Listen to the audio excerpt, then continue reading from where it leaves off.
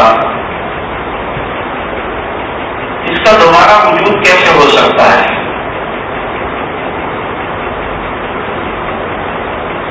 آج کے اپنے آپ کو عقل مند کہنے والے لوگ بھی یہی کہتے ہیں، اور مشرکین مکہ کو بھی یہ عقیدہ سمجھ میں نہیں آتا۔ لیکن قرآن کریم نے اس بات کے بہت سے دلائل دیے ہیں کہ مرنے کے بعد دوبارہ زندہ ہونا یا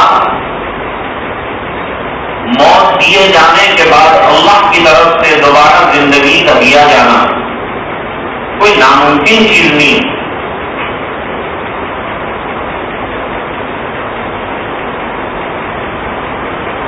ایک مثال بہت آسان یہ تھی کہ زمینیں بالکل مردہ ہوتی ہے۔ ابھی گرمی کا زمانہ آئے گا، ہم دیکھیں گے کہ گھاس بھی بالکل خشک ہو گیا ہے، ڈرائی ہو گیا بالکل، لیکن ایک بارش کے آنے کے بعد وہی خشک گھاس اچانک ہریالی میں تبدیل ہوتا ہے۔ دیکھو زمین کو زندگی دے دی، وہ نسلیاں جو بالکل خشک ہو گئی اور لوگ اندر سے پیدل ادھر سے ادھر آتے جاتے ہیں، چند بارشوں کے بعد اچانک اس میں اتنا پانی آ جاتا ہے، یہ ندی اور نہر نالوں کو اللہ نے پانی کے ذریعے حیات دے دی۔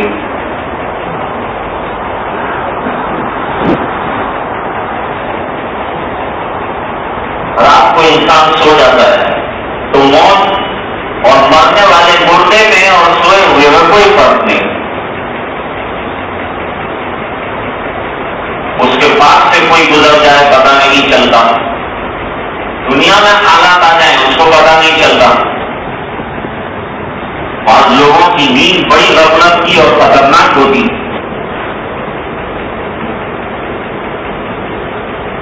لیکن کچھ صبح میں اچانک انسان بیدار ہوتا ہے، بیدار نہیں ہوتا، بیدار کیا جاتا ہے اللہ کی طرف سے۔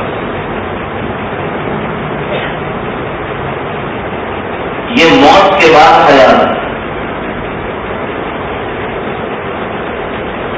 پھر قرآن کریم نے ایک اور استدلال کیا،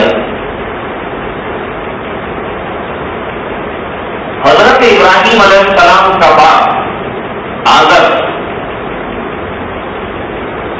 نام میں جو بھی اختلاف رہا ہو، لیکن وہ بت پرست تھا، بت ساز تھا، بت فروش تھا، شریعت کی اصطلاح میں مردہ تھا، جن کی زندگیاں اللہ کی توحید سے وابستہ نہیں ہیں، کتاب و سنت کی روشنی میں وہ مردہ ہے، لیکن اللہ نے ان کے گھر میں حضرت ابراہیم علیہ السلام جو بت شکن ہیں اور موحد ہیں ان کو پیدا کیا۔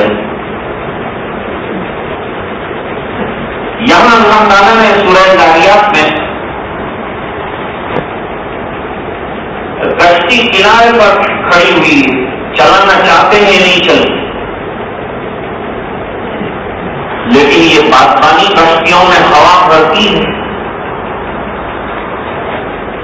پھر سمندر کے سینے کو چاک کرتی ہوئی یہ کشتی اللہ جہاں چاہتے ہیں پہنچتی ہے۔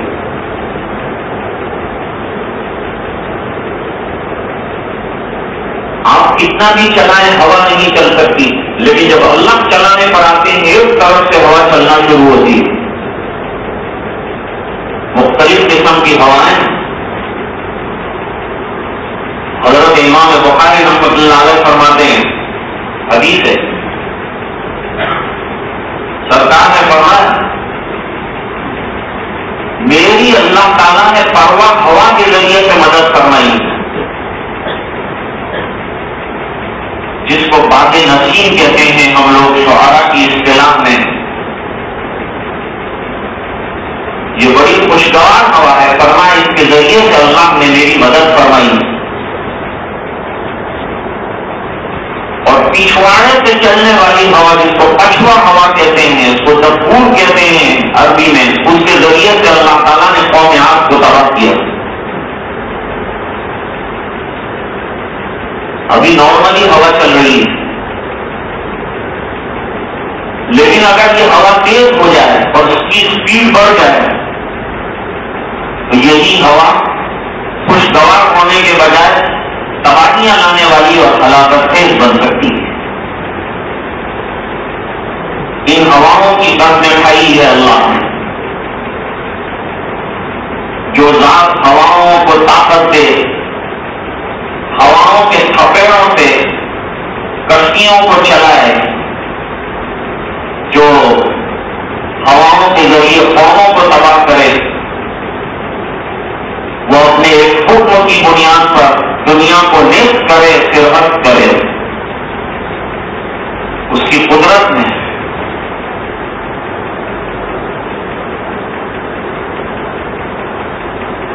ایک مشرک حضور پاک صلی اللہ علیہ وسلم کے دربار میں آیا.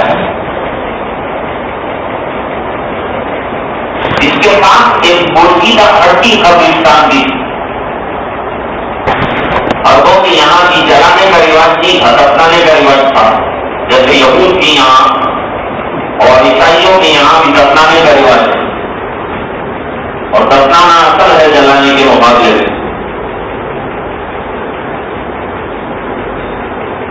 جلانا ایسا ہے جیسے کسی باورچن کو بچہ سپرد کرنا، اور دفنانا ایسا ہے جیسے ماں کی گود میں رکھنا.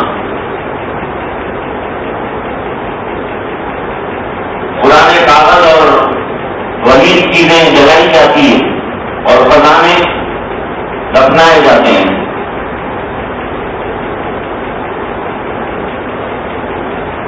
تو وہ ہڈی ایسا قبرستان کی حضور کے پاس آیا کہ کس طرح سے حضور کو پریشان کرنے کی لوگوں نے کوشش کی، لیکن نبوت کا سینہ کتنا مضبوط، آپ کا دماغ کتنا پرسکون، یہ تمام چیزیں آپ کے حق کی دعوت کے راستے میں رکاوٹ نہیں بن سکتی.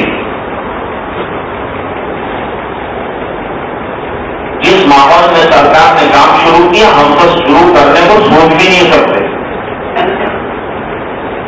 چاروں چیز مخالفت ہے، اور بات ایسی کہنی جو کسی کے گلے سے اترنے والی نہیں. کون کہے گا؟ حالانکہ حدیث شریف میں من رأى منكم منكرا فليغيره بيده، اس کی تفسیر ہے اگرچہ فإن لم يستطع فبلسانه. آج ہم بہت سی چیزیں دیکھتے ہیں جو حق کے خلاف ہے، جو شریعت کے خلاف ہے، جو مزاج شریعت کے خلاف ہے. کیا ہماری ہمت ہے کہ اس کو روکیں؟ بلکہ جو روکتا ہوگا اس کو بھی مشورہ یہ دیں گے، یہ سب کو جواب کہاں دے گا؟ بہتر یہ ہے کہ چپ چاپ گھر نکل جائے، گلی کاٹ لیں، سڑک جائے. یہ رائے ہوتی ہے ہماری. جبکہ حدیث میں یہ ہے کہ بھائی زبان سے کہنے کی طاقت ہے تو کم سے کم کہو کہ یہ چیز تم غلط کر رہے ہو، اور مانو نہ مانو تمہاری مرضی کی بات ہے، لیکن غلط ہے تو غلط ہے. اب وہ دور آ گیا ہے دوستو کہ دل سے شریعت کے خلاف جو چیز ہو اس کو برا سمجھنا بھی چھوڑ دیا لوگ. ایک چیز معلوم ہے کہ صحیح نہیں ہے، لیکن چونکہ یہ اس کا طرفدار ہے، اس بنا پر طرفداری میں دلائل پیش کرے گا. حالانکہ دل نہ کہہ رہا ہے، پھر بھی طرفداری میں دلائل پیش کرے گا.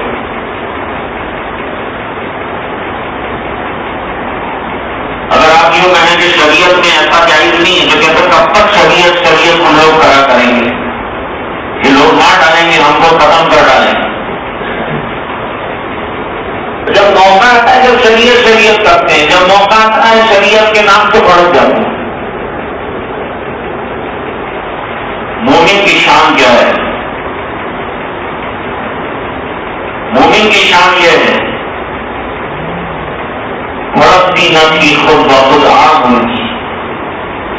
شریعت کے قبضے میں تھی باغ ہوں گی، جہاں کر دیا گرم گرما گئے وہ، جہاں کر دیا نرم نرما گئے۔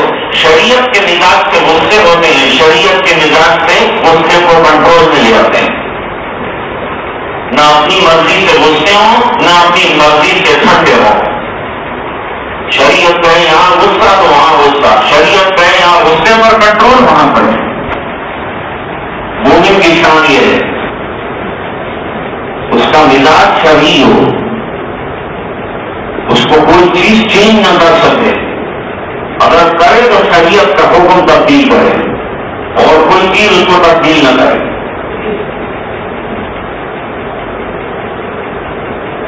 اب وہ ہڈی کو سامنے سرکار کے یوں گرایا، مسئلہ اس کو اپنی انگلی میں ملنے کے بعد پاؤڈر گرنا شروع ہوا۔ کیا یہ دیکھ رہے ہو جو گر رہا ہے؟ کہاں دیکھ رہا ہوں؟ کیا کہنا چاہتے ہو؟ کہا تم یہی کہتے ہو نا کہ یہ پاؤڈر کو اللہ دوبارہ انسان بنائے گا، اور میں کہتا ہوں اور کہتا رہوں گا۔ حضرت مدنی رحمت اللہ علیہ کو کورٹ میں جج نے کہا کہ تم نے کہا کہ انگریزوں کی بھرتی میں اور فوج میں بھرتی ہونا جائز نہیں؟ جواب دیا ہاں کہتا ہوں اور جب تک تم وہ کہتا رہوں۔ آئی نے جواب مر دی، اب وہی یہ بات اللہ کے شیروں کو آتی نہیں ہو پائے۔ ایک عجیب شان ہوتی ہے اللہ والوں، اتنا بھی بڑا سامنے آدمی ہو لیکن حق بات کہنا، ڈنکے کی چوٹ پر حق بات کرنی۔ فرمایا کہ یہ تو بات پہلے سے کہتے ہیں، تو عقیدہ ہے، مرنے کے بعد دوبارہ اللہ زندہ کریں گے، یہ دنیا ختم ہوگی، حساب ہوگا، دوبارہ اللہ زندگی دیں گے، قبروں سے لوگ اٹھیں گے۔ بخاری شریف میں روایت ہے کہ قیامت کے دن لوگ اپنے سروں کی مٹی جھاڑتے ہوئے اپنی قبروں سے نکلیں گے، سب سے پہلے سرکار نکلیں گے، شیخین نکلیں گے، اور ان کے پیچھے پورا عالم ہوگا۔ قیامت کا وقوع، مرنے کے بعد دوبارہ زندگی، منہا خلقناکم وفیہا نعیدکم ومنہا نخرجکم تارۃ اخری۔ جب ہم قبر پر مٹی ڈالتے ہیں تو اس عقیدے کو دوبارہ تازہ کرتے ہیں، اس کی یقین دہانی کے ساتھ ہم لوگ کام کرتے ہیں۔ عقیدہ تو ایک راسخ چیز ہے دل میں، اور اس میں کمزوری کسی طرح سے نہیں آنی چاہیے۔ اس لیے ایمان لے کر آدمی رات کو سوئے گا، ایمان لے کر صبح میں اٹھنا ہے۔ یہ عقیدے میں کبھی بھی گڑبڑ نہیں آئے گا، دل میں یہ یقین ہمیشہ برقرار رہے، اس کا نام ایمان ہے۔ سرکار چپ ہے اور قرآن ناطق ہے۔ کبھی ایسا ہوا ہے کہ غیرت میں سرکار نے خاموشی اختیار فرمائی ہے، اخلاق عالیہ اجازت نہیں دیتے کہ کچھ جواب دیں، تو انتظار رہتا ہے وحی کا۔ اتنی کلیئر اور اتنی صاف بات وحی کی ہوتی ہے کہ کسی کو چپ کرنے کا کوئی امکان نہیں۔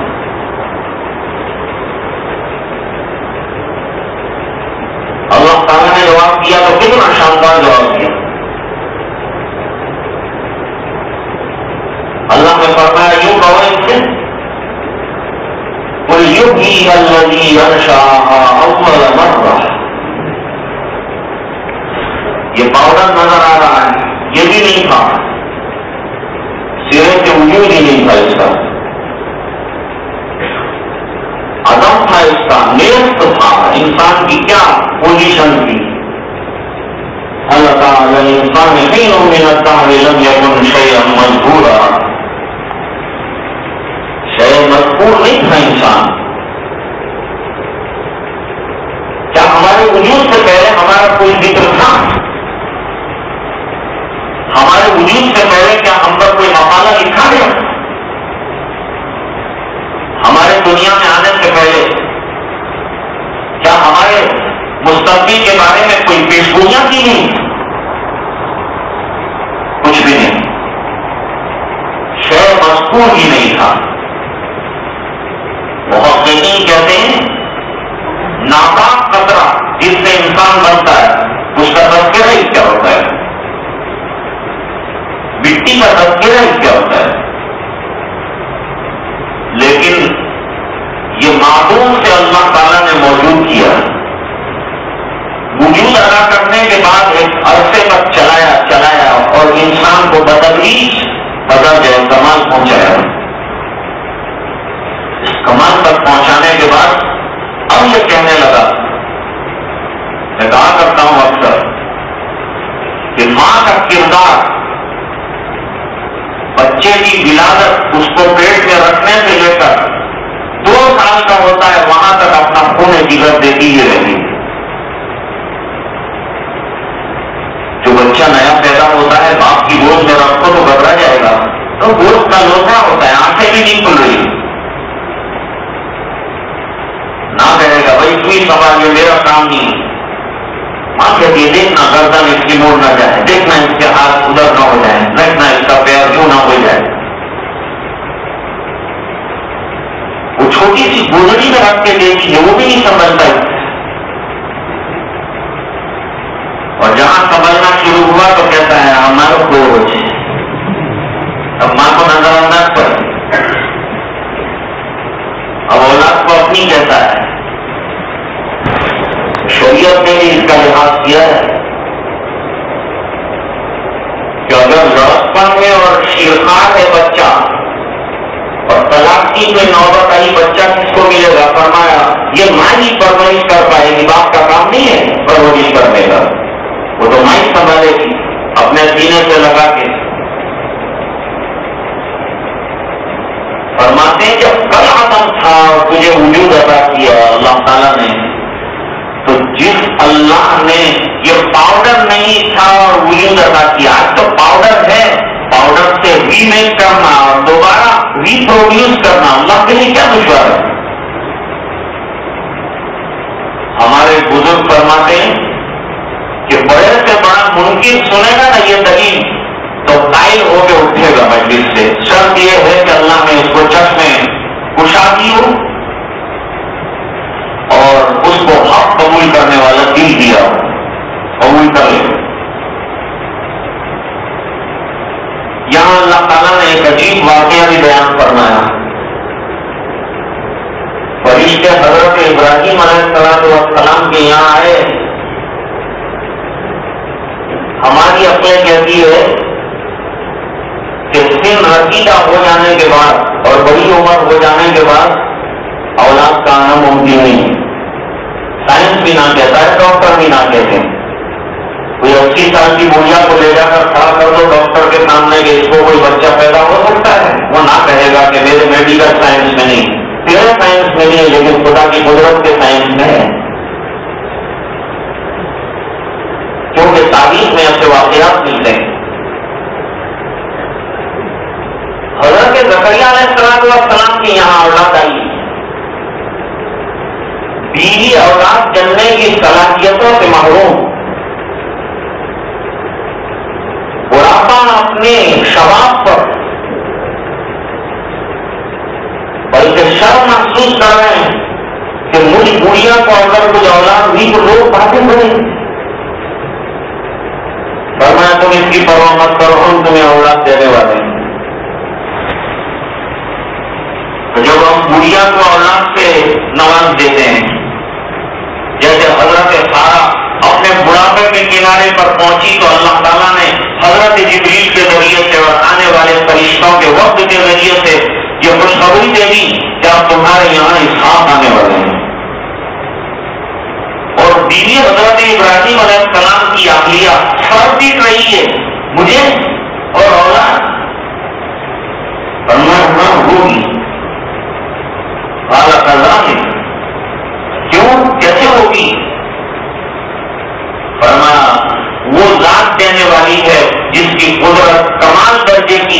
جس کی حکمت بالغ کر دیتی ہے، وہ قدرت کاملہ سے دے گا، وہ حکمت بالغہ سے دے گا۔ واقعات میں لکھا ہے کہ حضرت مولانا الیاس صاحب رحمۃ اللہ علیہ کے زمانے میں کبھی حضرت فرماتے تھے کہ وہاں بیرون کی جماعت ٹھہرے گی، وہاں ایک کمرہ بننا ہے، وہاں ایک جماعت اور ٹھہرے گی، یہاں انگلستان سے لوگ آئیں گے، وہاں افریقہ سے آئیں گے، تو لوگ مذاق کرتے ہنستے تھے۔ یہاں عالم یہ ہے کہ یہاں خود اپنے وجود کو سنبھالنا اور جو جماعتیں ابھی ان کو سنبھالنا مشکل ہو رہا ہے، اور کام کی مخالفت کی شکلیں، کام کے پھیلنے کی شکلیں بھی زیادہ ہے۔ اور حضرت تو بات کر رہے ہیں پورے عالم سے لوگ آئیں گے، تو جب لوگ مذاق کرتے تھے اور کہتے تھے حضرت یہ کیسے ہوگا، فرمایا کہ اگر میں نے یوں کہا ہوتا نا کہ میں کروں گا تب تو میرے پاس جواب نہ ہوتا، لیکن میرا رب تو کر سکتا ہے نا، اس کی قدرت اور اس کی حکمت اور اس کی بالغ نظری کو دیکھ کر میں کہتا ہوں کہ وہ ذات قادر ہے تو وہ یہ کر سکتا ہے کہ پورے عالم سے لوگوں کو یہاں جمع کر۔ دس آدمی بیٹھے ہوں اور حضرت بیان فرماتے تھے پورے عالم کی نیت کے ساتھ، ورنہ تم 10 کو نہیں دیکھتا، میرے سامنے پورا عالم ہے، میں پورے عالم کو خطاب کرتا ہوں۔ بیٹھے تم 10 ہو اور میرا خطاب پورے عالم کو ہے۔ یہاں حضرت ابراہیم علیہ السلام کے پاس آنے والے ملائکہ خوشخبری لے کے آئے، اللہ کیا کر سکتے ہیں وہ اللہ بتلاتے ہیں ان آیات میں۔ فرشتوں کو پوچھا نا حضرت ابراہیم علیہ السلام نے، تم جا کہاں رہے ہو، یہ تو بیچ میں تم کو ٹھہرا دیا میں نے، کھانا بھی تم نہیں کھاتے، پتا چلا فرشتے کھانا نہیں کھا رہے، پورے فرشتے کھانا نہیں کھاتے، غذاؤں سے، مشروبات سے، معقولات سے بے نیاز ہیں، عبادتوں میں لگے ہوئے، عبادتیں ہم کو بھی کی ہے لیکن کھانے کا ذوق بھی ہمارا عمدہ ہے، اور کہا کھاؤ پیو کوئی بات نہیں۔ ایک وہ دور تھا کہ مشائخ کیوں کہتے تھے کم کھانا، کم سونا، کم بولنا، اب مشائخ نے حالات کو دیکھتے ہوئے کہ کم کھائیں گے تو کمزور ہو جائیں گے، پیٹ بھر کے کھاؤ کوئی بات نہیں، اچھا اور عمدہ غذا کھاؤ۔ ہمارے شیخ الشیخ کہتے تھے کہ توجہ دینے والے حضرات کو بادام اور پستے اور مقوی غذا کھانی چاہیے تاکہ وہ توجہ سامنے والے کو اچھی طرح دیکھ سکیں، کام ہوتا ہے۔ اور پڑھنا رات کو آرام بھی اچھی طرح کرو، نیند آرام کیا ہے پھر بھی سو جاتے ہیں لوگ، تو پھر جو ہے آرام نہیں کریں گے تو گر جائیں گے، فرمایا کہ نہیں آرام بھی اچھا کرو۔ اور کیا کہا، ضرورت کے مطابق بولو، بے ضرورت گفتگو مت کرو۔ پہلے مشائخ کے یہاں جاتے ہوں تو داخل ہونے کے ساتھ 3 چیزوں پہ ریسٹرکشن، سونے پہ پابند، زبان پہ پابند، اور لوگوں کو بولنے کا بہت شوق ہوتا ہے، معلوم نہیں کہاں سے مضامین لاتے ہیں، بہت بولتے ہیں، جتنے بھی عبداللہ ہیں انہوں نے بولنے کا قابو۔ ارے بھائی قرآن کریم کہتا ہے ما یلفظ من قول الا لدیہ رقیب عتید، تو جو کچھ بولتے ہو لکھا جا رہا ہے۔ اگر تم کو پتا چل جائے کہ جاسوس بیٹھ کر تمہاری باتیں حکومت کو پہنچانے کے لیے یہاں لکھ رہا ہے، آدمی سمجھے گا کیوں گیا؟ فرمایا اس طرح اپنی زبان کو کنٹرول کر رکھو، یہ تو ایک طے شدہ بات ہے کہ اپنی زبان کو قابو میں رکھنا چاہیے، جہاں پہ قابوی زبان تو گناہوں کی طرف کھینچ کر لے جاؤ۔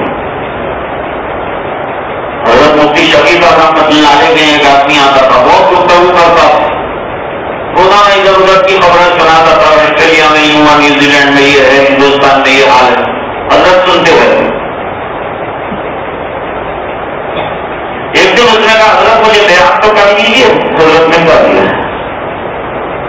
اس کی اصلاح اس کی طرح ہوگی، اور بیعت ہو جانے کے بعد حضرت وظیفہ دے دیجیے گا، تیرا سب سے پہلا وظیفہ یہ ہے کہ زبان پر گزرے کا تالا لگا، سب بولنا تیرا کو بھی بولنے کا بہت فون بھی ان کا ختم نہیں ہوگا. کیا تم نے کھایا, کیا تم نے یوں کیا, سوئی تو ٹکا نہیں تھی, کل نہیں تھی, پرسوں میں اپنی وہ تھی, یہ بھی نہیں سوچتی کہ بل پڑ رہا ہے. کینیڈا کے اندر جو ہے وہاں کا لینڈ لائن فری ہے, کیونکہ ایجاد جو ہے کینیڈا کے ایک شخص نے کیا تھا ٹیلی فون کا, تو انہوں نے ہوم لائنیں جو ہے وہ فری رکھی ہیں. 2 گھنٹے خواتین بیٹھ پر جو ہے بس یہی گفتگو فری ہے, تو یہ دماغ پر بوجھ نہیں ہے کہ بل بڑھ رہا ہے. لیکن یہ نہیں سوچتی کہ یہ سب جو ہے وہ اللہ کے یہاں لکھا بھی جا رہا ہے, اس کا جواب دینا ہے. اس کا بہت احساس کم ہے ہمارے یہاں. اب اس کے تو بیچاروں کو بولنے کی نہیں مانی, بولنے کی تو اس کو تکلیف ہو جائے. کرنا کیا, حضرت نے تو بولنے میں پابندی لگا دی. ہفتے کے بعد مشکل سے آیا حضرت کے پاس. حضرت نے پوچھا, سنا بھائی کیا حال ہے؟ اب چپ. ارے بھائی بولو کیا حال ہے؟ فرمایا جب سے زبان بند ہوئی ہے, جب سے اللہ تعالیٰ نے دل کے دروازے کھول دیے, اللہ میں دل لگنے لگا. ورنہ روزانہ دنیا بھر کی باتیں کر کے دل کو میں نے سیاہ کر ڈالا تھا. جب سے خاموش ہو کر ذکر اللہ میں لگا, میرا دل روشن نورانی بن گیا ہے. اللہ والے ایسا علاج کرتے. ایک طرف تو فرشتے جو ہیں خوشخبری لے کر آئے ہیں, اب یہ سب اللہ کے تعلیم دیں گے. کہاں جا رہے ہو تم؟ جواب دیا, جا رہے ہیں تمہارے بھتیجے کے یہاں, لوط علیہ السلام کے علاقے میں جا رہے ہیں. تم کو خوشخبری دینے کے لیے آئے, تم کو برباد کرنے کے لیے آئے. یہاں کی ہوائیں تمہارے لیے خوشخبری کا سامان ہے. ہمارا وہاں جانا اس قوم کی عذاب اور اس قوم کے تباہ ہونے کا پیش پیمان ہے. قوم کی تباہی کی وجوہات لکھی ہیں اور دردناک پہلو ہے کیوں اس قوم کو تباہ کیا. جس چیز کی وجہ سے قوموں کو تباہ کیا اور لاکھوں انسان ختم کر دیے گئے, ان کی بدچرنی اور بد کرداری کی وجہ سے وہ بد کرداری کو آج دنیا قانون بنا ہے. اس کو قانون کی حیثیت دی ہے. ہوموسیکسوئل اور 2 مردوں کا 2 عورتوں کا آپس میں تعلق رکھنا, اس کو دنیا قانون کی حیثیت دینا چاہتی ہے. یہ قانون کی حیثیت نہیں ہے, یہ قیامت کو دعوت ہے, یہ عذاب کو دعوت ہے. دوسری جو مذہب کی سنسکرتیاں ہیں اس میں بھی یہ منع ہے. آسمانی کسی مذہب کے اندر اس کی گنجائش نہیں ہے. اور دنیا میں جو مذاہب رائج ہیں ان مذاہب میں بھی ہم جنسوں کے تعلق کو ہرگز ناجائز قرار دیا ہے اور فرمایا انسانیت سوزی ہے اور کردار خوشی کے علاوہ اس سے کچھ نہیں کہا جا سکتا. یہ انسانیت سے گرے ہوئے انسانوں کا کام ہو سکتا ہے. بیچارے غلام نبی آزاد نے اس کو جب حیوانیت کہا تو پوری دنیا اس کے اوپر ٹوٹ پڑی کہ تم نے اس کو حیوانیت کیسے کہا. اور سب سے پہلے وہ حیوان جو اس میں مبتلا تھے انہوں نے اس کو حیوانیت قرار دینے پر جو ہے وہ شور مچایا. ایک کی نقطہ مجھے بتلانا ہے. فرشتے اللہ کی مخلوق, اللہ کے حکموں پر کسی جگہ خوشخبری کا پیغام اور کسی جگہ تباہی کا پیغام. بس یہ اللہ کے حکم ہی کا نتیجہ ہے کہ دنیا کو اللہ نے خود سے آباد کیا اور اللہ چاہیں گے ختم کر دیں. وہ اپنے حکم سے آباد کر چکے ہیں اس عالم کو. اپنے حکم سے وہ چاہیں تو اسے تباہ اور برباد کر سکتے ہیں. اس کی قدرت میں یہ بھی ہے نا کہ وہ 5 خاتون کو بیٹا دے اور وہ حضرت جبریل کی ایک چنگار اور ان کے ایک کوڑے پر پوری قوم کو تباہ کرے, تو اس کے لیے کیا مشکل ہے کہ دوبارہ جو ہے یہ زندگیاں بھی عطا کرے اور قیامت وجود میں آئے اور اس کے بعد ایک بار پھر یہ عالم آباد ہو. عالم آباد لوگوں سے لے کر رکوع کے ختم ہونے تک 3-4 بڑی بڑی دنیا کی قوموں اور ان کے انکار اور مخالفت کا نتیجہ کیا آیا، اللہ تعالیٰ نے یہ چند آیات میں اس کا بیان فرمایا ہے. کیونکہ بہت عرصے کے بعد جو ہے یہ آپ کے سامنے تفصیل آ رہی تھی، اس لیے گزشتہ سے پیوستہ کیا بات چل رہی تھی اس کا کوئی تذکرہ میں نے آپ کے سامنے کیا. اللہ تعالیٰ سب کو قرآن کریم کی فہم نصیب فرمائے، اس کی تلاوت پر ذوق عطا فرمائے اور اس کی عظمتوں سے ہم کو سرشار فرمائے.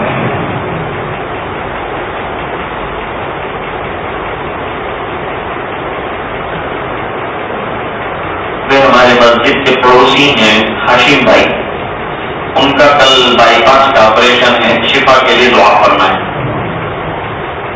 مسیساگا کے علاقے میں ظہیر محسن صاحب اور ان کے ساتھی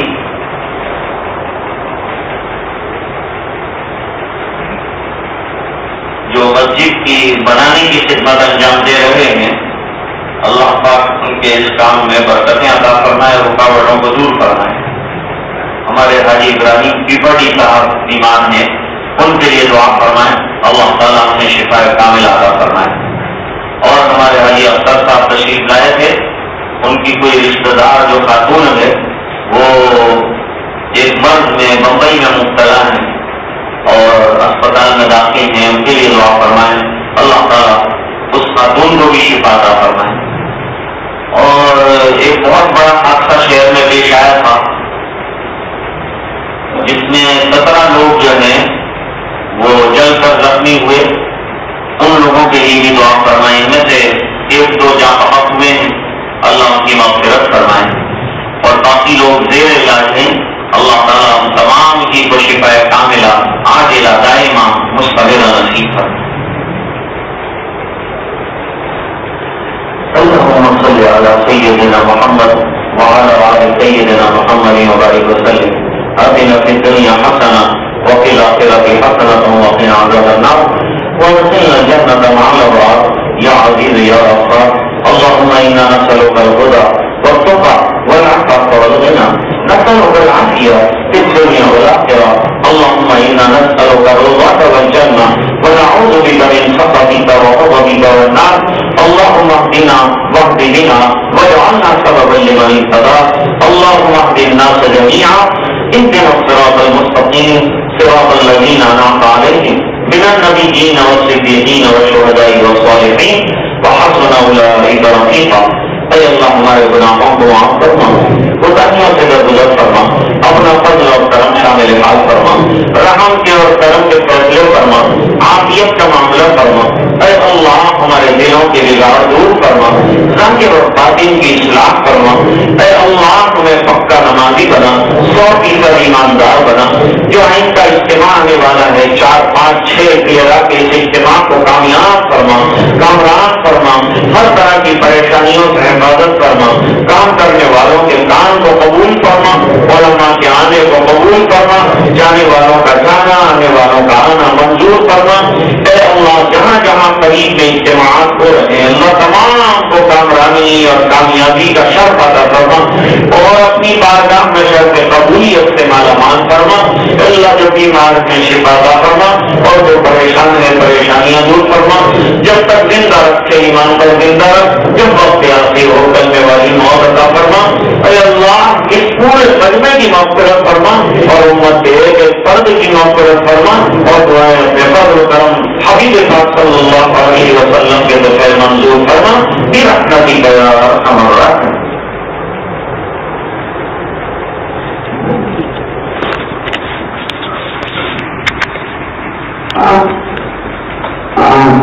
تھوڑی دیر انشاءاللہ ذکر کریں گے.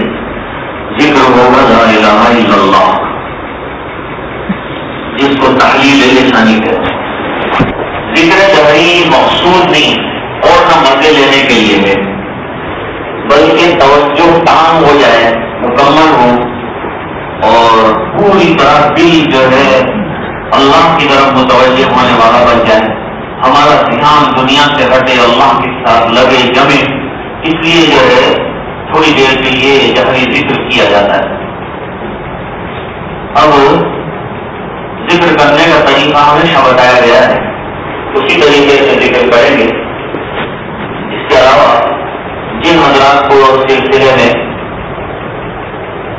ہوا ہے اور ہو چکے ہیں ان کے لیے اذکار معلوم ہی ہیں، کہ کارڈ بھی ہمارے حافظ آفتاب صاحب کے پاس مل سکیں گے تو وہ حاصل کریں، اور لا الہ الا اللہ کا عام ورد جو ہے 200 مرتبہ کم سے کم، استغفار 200 مرتبہ کم سے کم، درود پاک جو بھی آسان لگے 200 مرتبہ 24 گھنٹے میں یہ عدد کم سے کم کے اعتبار سے پورا کریں، اور زیادہ کرنا ہو کوئی حرج نہیں۔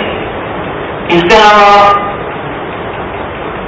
مراقبہ اصل ہے ہمارے یہاں، اکثر لوگوں کی شکایت یہ ہے کہ ذکر ہوتا ہے مراقبہ نہیں کر پاتے، حالانکہ مراقبہ جو ہے وہ ریڑھ کی ہڈی کی طرح ہے، اور ہمارے اس طریقے میں سلسلہ نقشبندیہ میں اصلاح کے لیے جو طریقہ ہم نے اختیار کیا ہے وہ طریقہ جو ہے وہ یہ مراقبہ والا ہے، اس راستے سے جو ہے ترقی کرواتے ہیں اور روحانی اعتبار سے آگے بڑھاتے ہیں مراقبے کے ذریعے سے۔ مراقبہ اللہ کے دھیان میں، اللہ کی رحمت کے انتظار میں اور دھیان میں بیٹھنے کا نام ہے، اور تعریف کو اللہ تعالیٰ کا فرمان ہے، تو مراقبہ ضرور کریں چند منٹوں کے لیے۔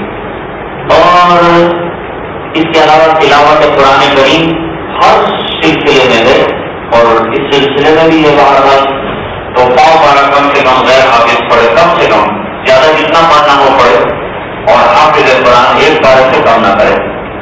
اور اس کے علاوہ نمازوں کا اہتمام، گناہوں سے بچنا، یہ تمام چیزیں اپنی جگہ رہے گی۔ تو اب سے تھوڑی دیر تک انشاءاللہ لا الہ الا اللہ۔ ہزار بار بشویم داد مجھکو غلام،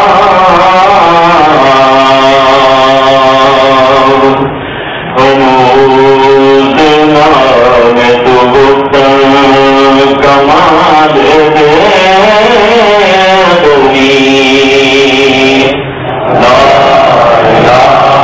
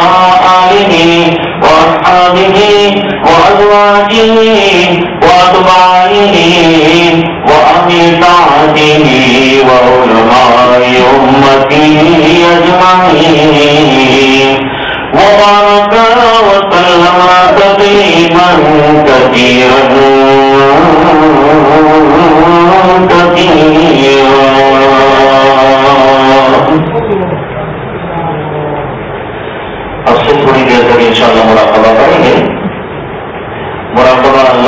رحمت کے انتظار میں اور اللہ کے دھیان میں بیٹھنے کا نام.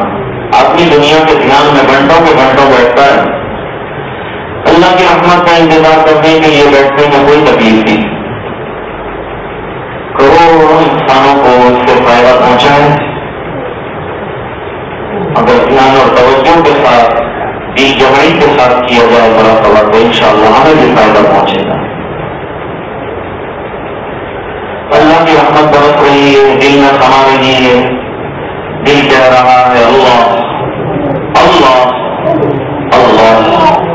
آنکھیں بند ہو, جسم میں نقل و حرکت ہو, سر کو دل کی طرف ذرا سا جھکایا جائے اور ایک ہی تصور رکھا جائے اللہ کی رحمت برس رہی ہے, دل میں سما رہی ہے, دل اللہ اللہ اللہ.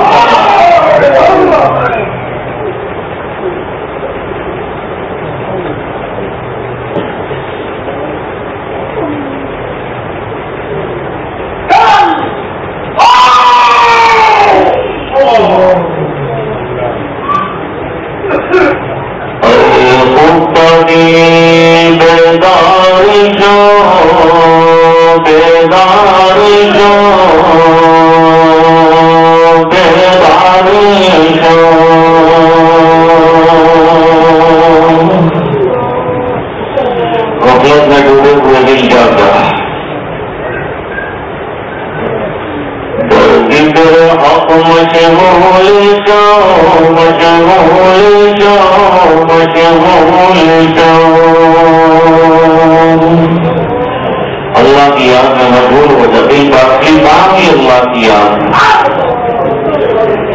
آج سب سے بڑی کمزوری ہماری یہ ہے کہ دل کو اس کی غذا ہم نہیں دیتے, دل کو اس کی دوا نہیں دیتے. عزیزوں دوستوں یاروں یہ دنیا دار پانی,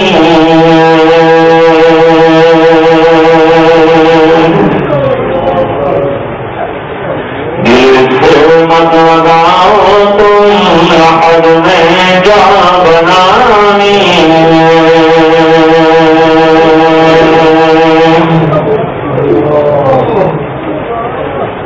تمہارا بحر تاج پتال دنیا میں,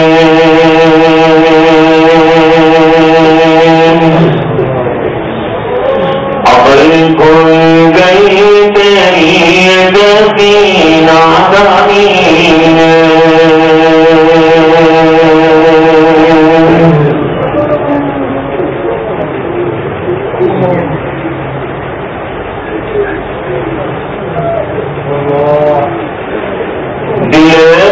نور کو پرنور کر دے,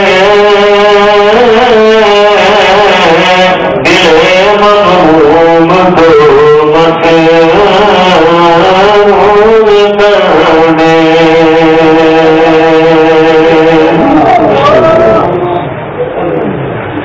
یاد رکھو کہ گناہوں سے دل غمگین ہوگا اور گناہوں سے دل میں غفلت اور گناہ کے اندھیرے چھا جائیں گے. اللہ سے اسے جوڑ دیا تو دل میں نور ہی نور. فروزہ دل میں شمع دور کر دے اور یہ گوشہ نور سے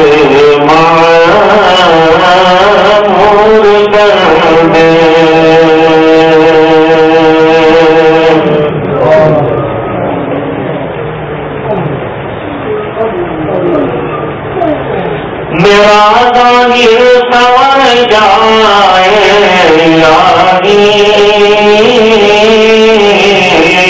میرے باطن کی ظلمت دور کر دے.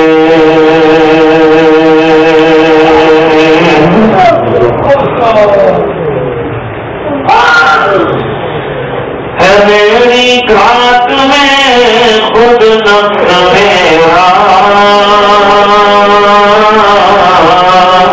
میرا الہی کو دے مقبول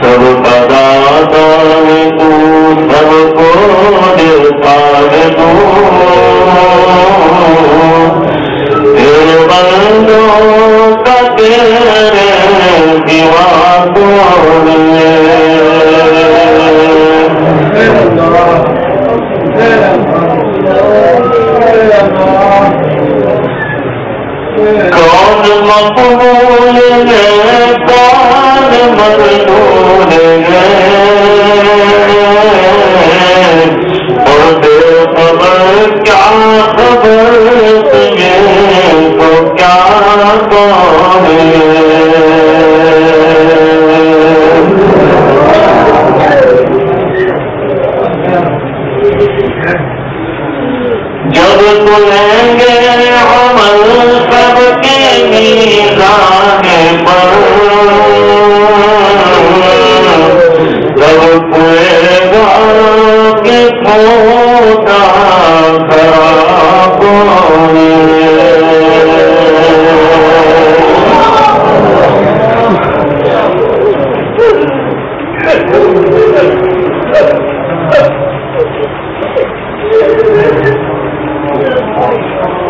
سوچنا چاہیے مراقبہ میں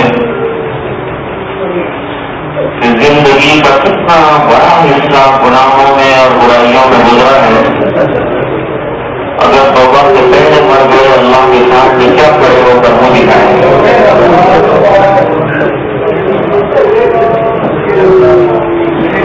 تندرست جاتے ہیں، جوان جاتے ہیں، جن کے ناخن میں مرض نہیں وہ جاتے ہیں، لیکن ہمیں بھروسہ ہے کہ ہم نہیں جائیں گے.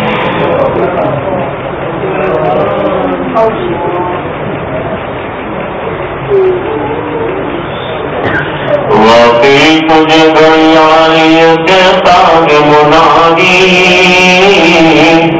گردون گھڑی عمر کی جان بٹا دی.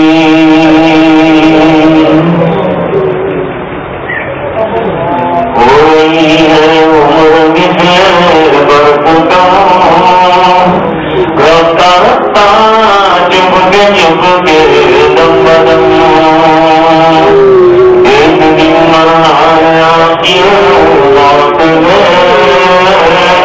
کل جو کرنا گیا کی موت میں.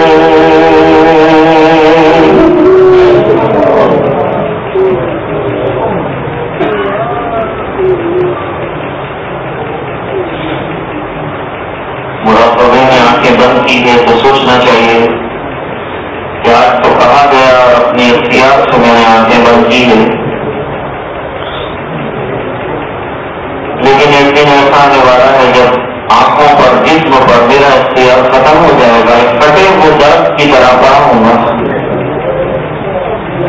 معلوم نہیں ہے مجھے کہ کون میری آنکھ بند کرے گی.